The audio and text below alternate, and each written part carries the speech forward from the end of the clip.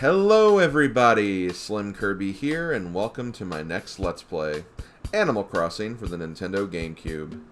Now, some of you may have heard me say this phrase already if you've been keeping up with the live stream playthrough of this game project, but these videos are going to be more condensed summaries of that playthrough.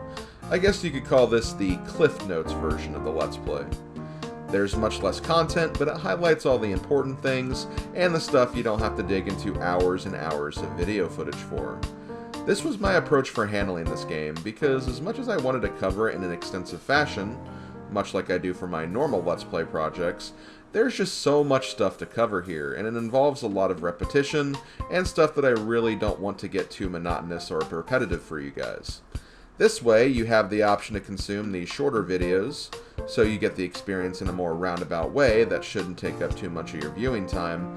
But if you want to watch the longer videos and get the full uncut raw experience, I'll link you guys to the playlist in the video description if you want to check out the longer sessions. As just a comparison, I don't plan to make any of these videos longer than 30 minutes, and some of the stream sessions have been up to 5 hours in length. Given I cover a multitude of in-game days during these streams, but still, it's admittedly a much longer viewing experience, and not everybody has that kind of viewing time, and I want to be respectful of both parties here. Before I go over my goals for the project, here's just a small history of the series and my experience with it. Animal Crossing is a life simulation game developed by Nintendo and first released internationally on the GameCube in 2002. However, the game didn't technically start on the GameCube because there was a Japanese version of the game released on the Nintendo 64 called Animal Forest. Now, personally, I have not played that version, and I got my start at the same time everyone else in the world did. But from my understanding, it's pretty much the same version, with some slight visual differences due to it being on inferior hardware. I may have to look at some footage of the game sometime, just to get an idea for what it's like. Anyway, like I said, it's a life simulation game where there isn't really a direct goal for general completion. You just live your life in a village surrounded by lots of cute animals, and you, in a sense, make your own objectives. After the GameCube version, they made other games for the Nintendo DS, Nintendo Wii, Nintendo 3DS, and Nintendo Switch, and of course a variety of other spin-offs as well, including a mobile game.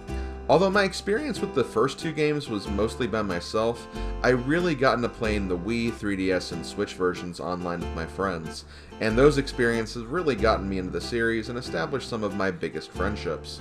I especially want to give a major shout out to YouTube user MadameWario, whose original Animal Crossing Let's Play was what gave me a lot of inspiration for this series. I personally think she set the standard for Animal Crossing playthroughs and how they could be doable in a Let's Play format, and I give her a lot of credit and respect for that. I don't intend to copy her style, nor do I intend to surpass it either. This is just me taking my own crack at it and seeing how I do. I definitely recommend checking out her original Animal Crossing Let's Play though, as it was very well done and definitely had a lot of enjoyable moments. Now, what exactly do I intend to do for this Let's Play? Well, in theory, I would like to cover an entire calendar year of the game, so 365 in-game days, or technically 366 for leap year reasons, along with any other smaller objectives I feel like doing alongside this gauntlet. The absolute minimum that I would want to do would probably be paying off my debt, completing the museum collectibles and critter logs, and getting all the gold tools, and that only assumes if the RNG happens to be in my favor while doing so. A large part of this playthrough will be very experimental, and I honestly feel like I may get second thoughts on some objectives as I work through this project. At the time of starting the script, I'm not even through the first month yet, and there's no telling how long even just the stream playthrough will take. However, I'm doing this game in a way where if I do need to take a break at some point, I will have that option to do so. So please do not worry about my mental state or working myself to oblivion while doing this. Trust me, I will have a handle on this, I promise you.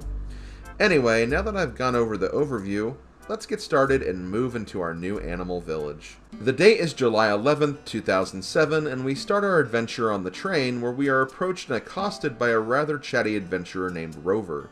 He's kind of obnoxious, but not in an incredibly intentional way. Basically, overly friendly, but in a sense where he should probably read the comfort level of the person he's talking to before trying to initiate a deep dive into that person's identity.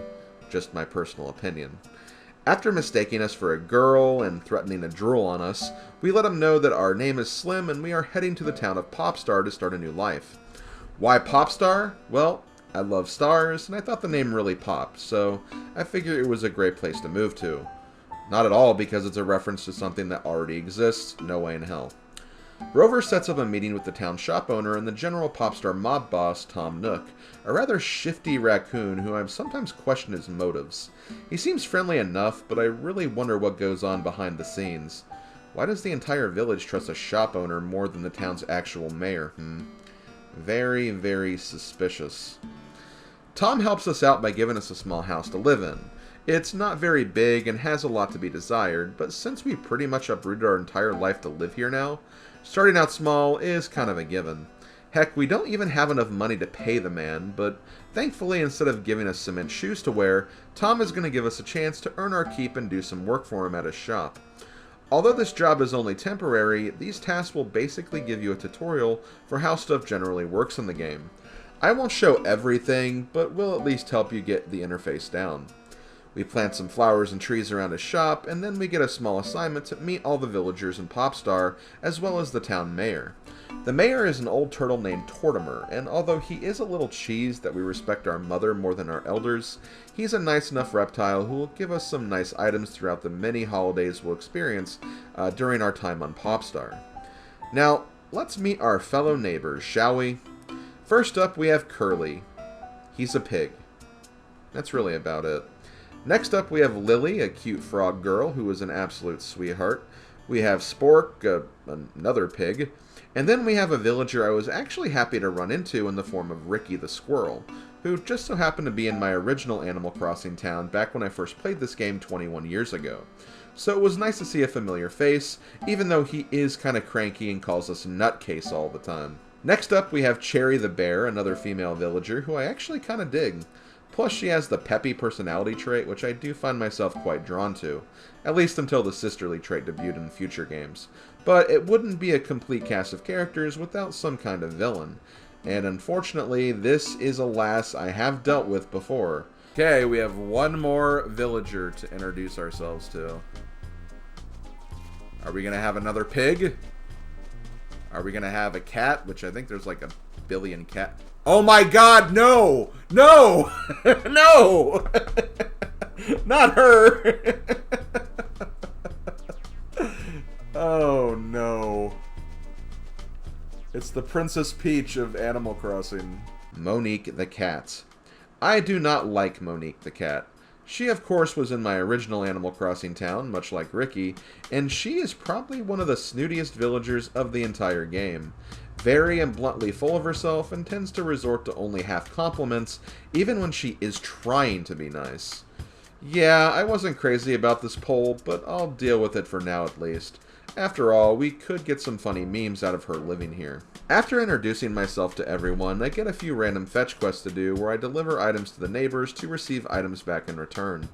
I even get tasked with writing Monique a letter, which I did not hold back on my disdain for her in.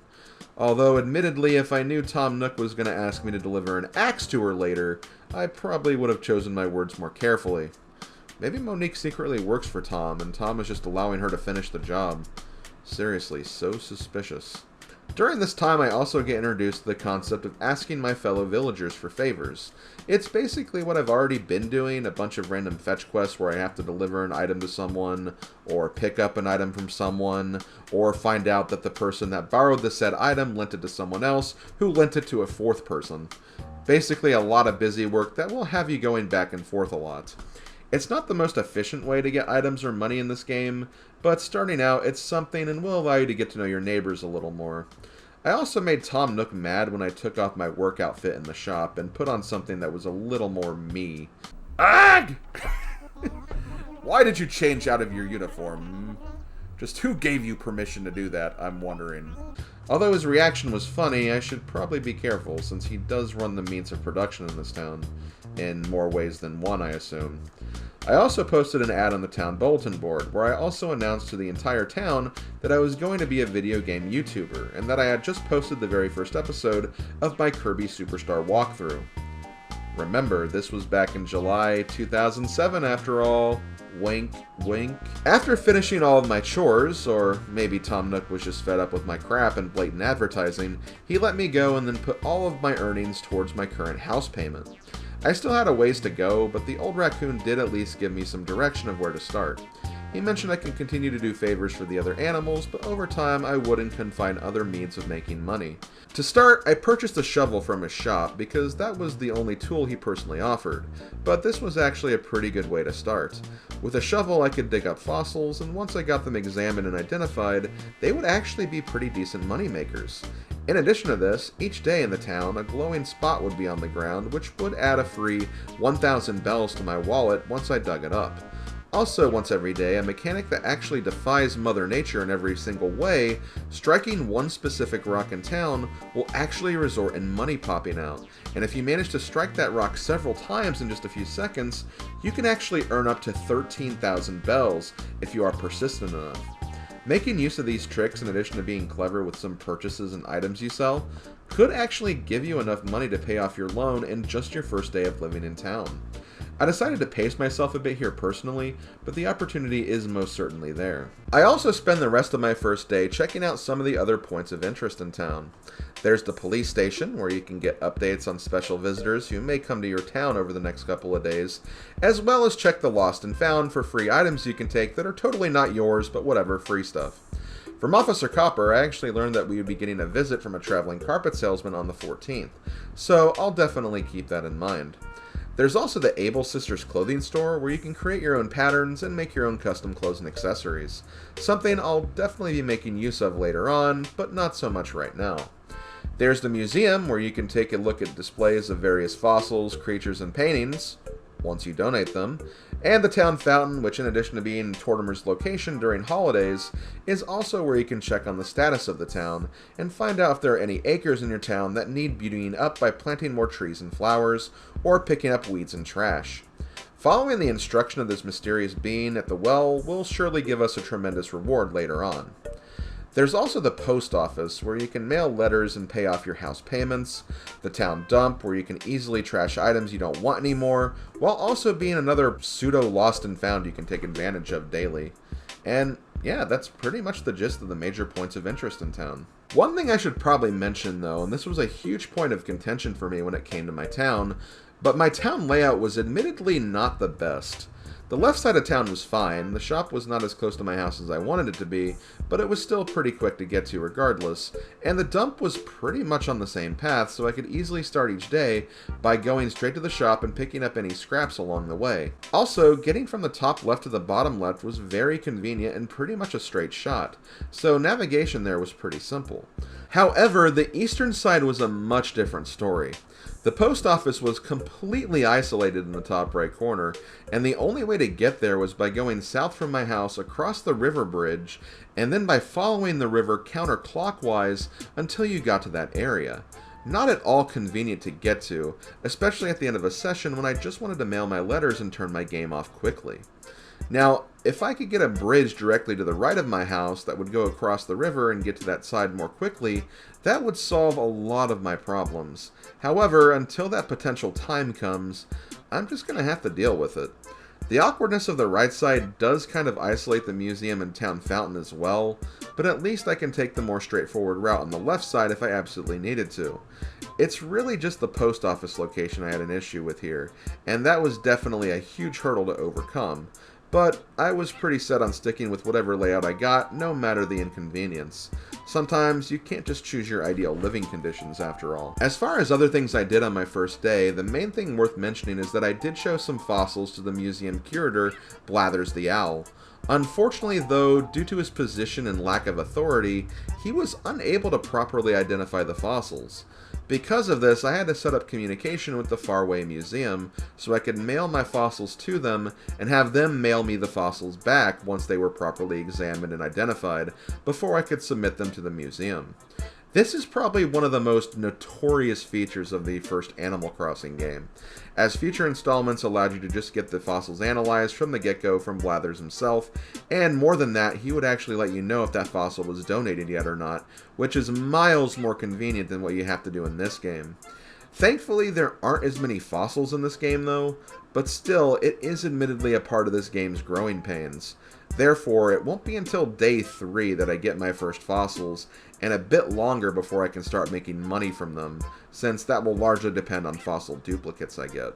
But yeah, after doing that, I decided to go home and take some rest after my very first busy day.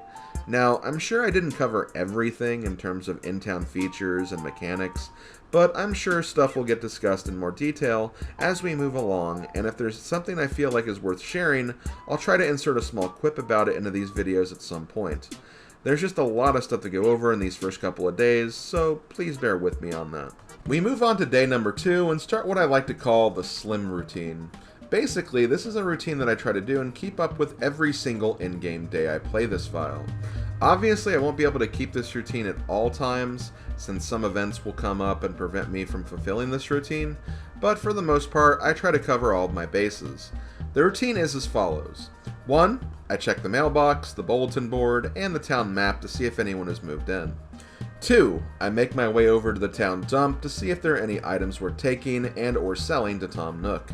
Even if they are items I don't want or care for, by putting them in my inventory, I am at least cataloging them for potential future use, since you can buy almost everything you have had in your pockets from your store catalog, the only exceptions being rare items, fossils, and other unique collectibles. 3.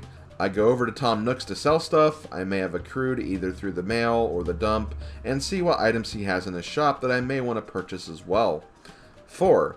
I go around the entire town, meeting any new neighbors, getting the daily fossil spots, gold spot, and money rock for the day.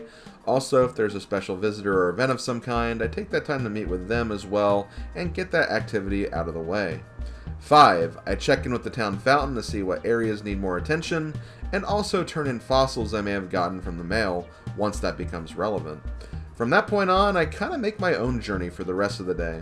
Some days I spend some time with the villagers, some days I catch bugs and fish, other times I may just do a little bit of town forestation or deforestation. It really kind of depends, you know. For this particular day, I kind of spent a little bit of time doing a multitude of things, since we are still fairly early into our time here in Popstar. It's also raining on this day as well, but it only really comes into play for one thing I'll mention a bit later. But perhaps the most significant thing that happened on this day was that I got a bug catching net at Tom Nook's, which will allow us to catch bugs. Catching bugs is a way you can make money in this game, because Tom will buy bugs from you if you bring them to his shop. Now, in this particular Animal Crossing game, I do think fishing is probably a better way of making money than bug catching, but there are still some bugs that will fetch a pretty penny for you if you try to sell them, so I wouldn't overlook them entirely, especially right now when we still don't have a fishing rod available to us. Catching bugs is generally pretty simple. You see them on screen, sometimes you can even hear them, and you walk up to them slowly as to not scare them, and then you swing your net to capture them. If you are successful, your character will proudly display your catch, make an incredibly cringeworthy joke or pun, the bug will go into your inventory, and the bug collection screen will update whenever you've gotten a bug that you've never caught before. I do plan on getting all the bugs in the game, so I'll be sure to update you guys on whatever catches I make along the way.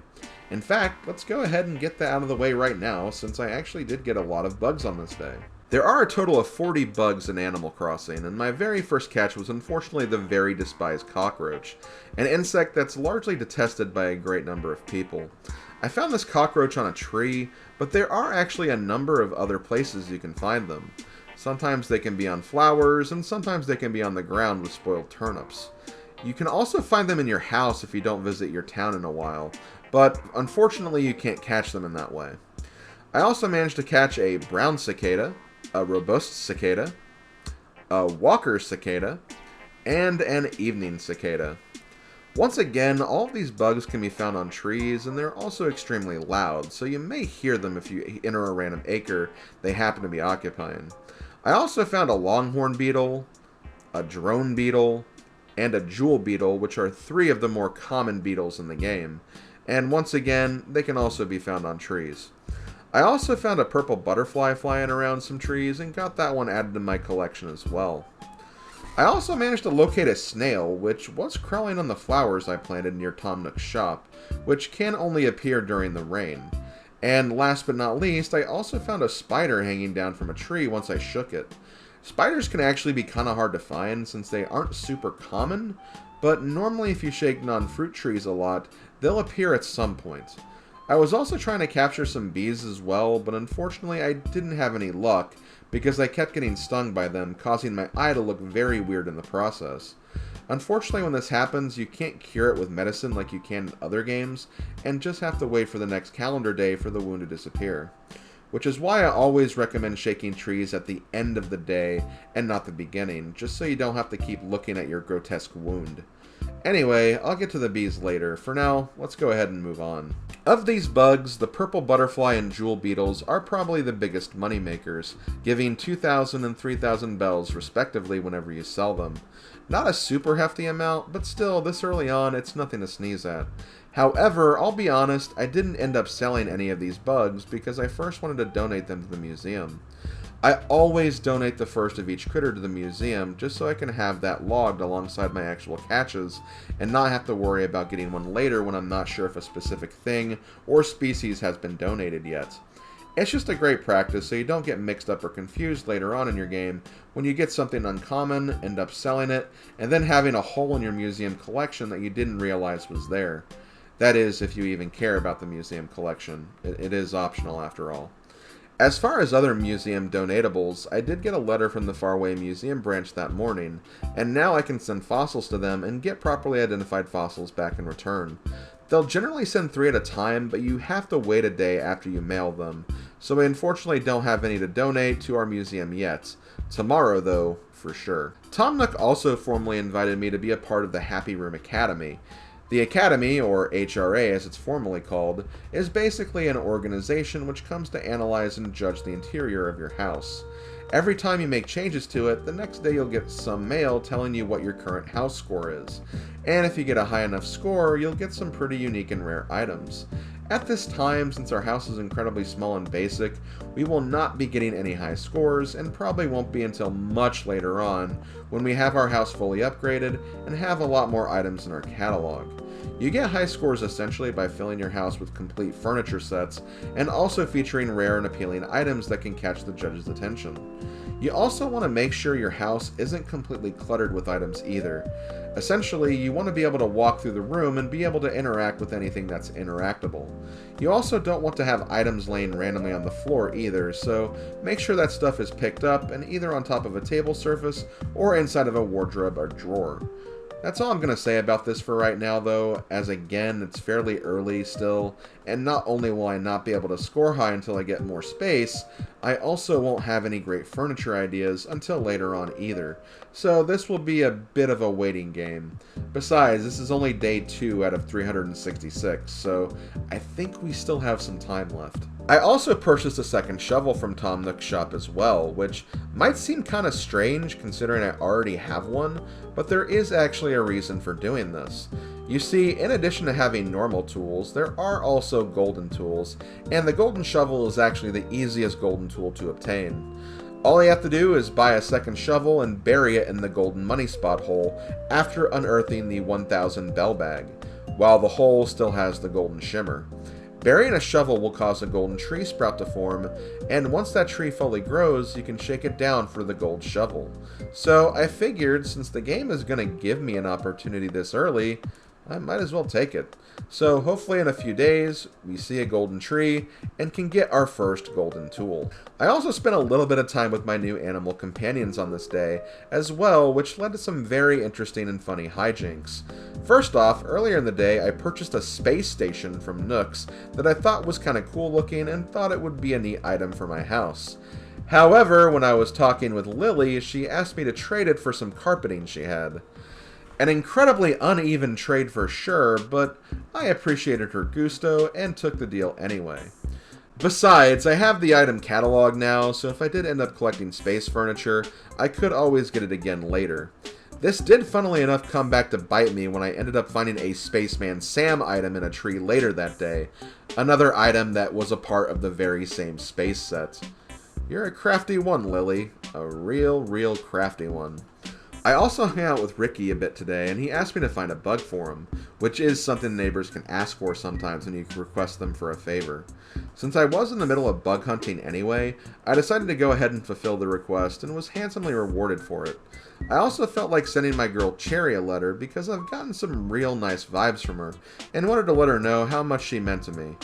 Could this be the beginning of a wonderful new bond? We'll just have to wait and see. I also had a very interesting and out-of-character exchange with Monique. At one point she asked me if I would like a lemon table for my birthday, but then she realized that she didn't even know when my birthday was. So I told her it was December 26th. I guess we know what I'll be getting for my birthday this year. After I did all of my tasks for the day, I also noticed that I just so happened to have enough bells to fully pay off my first house payment. Dang, that was really fast.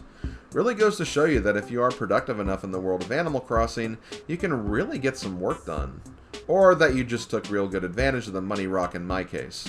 So after paying off my loan, I went to see Tom Nook, who offered to give my house an upgrade. I accepted this because my house is incredibly small and could barely fit any of the furniture I was getting anyway, so this made a lot of sense to me. He said it would be done the following day, so I went ahead and decided to use that as my cue to end day number 2. Well guys, I know that was only 2 days worth of content here, but considering there was a lot to unpack, cover, and talk about, I'm not going to push anything, so let's end this first video here. Besides, as we finish covering more content, the days and summaries will get a lot shorter, and we'll probably get to a point where a single week could be an entire video in itself. After all, in just these 20 minutes, I covered essentially what was about 3.5 hours of stream content, so the concept of time will be very strange here for sure. Which, by the way, just a friendly reminder that if you'd like to watch the full segments raw and unedited, there is a link in the video description where you can watch the full streams of this series. Just remember that I am much further ahead of where I am now with these smaller and faster episodes, so check the video descriptions carefully on what dates are covered in each stream session, in case you don't want to be spoiled on certain happenings and events. Also, if you'd like to catch one of these sessions live and the discrepancy of time doesn't bother you, I'll post a link to my schedule so you know when I generally stream these sessions. As far as the upload schedule for these episodes in particular, I don't have a set time for them, and they'll mainly be ready whenever I get time to make them. I am a busy man after all, and this series is going to take a lot of work, so please understand and be patient with me on that. Thanks for watching, and I'll see you fine people next time. Later, folks.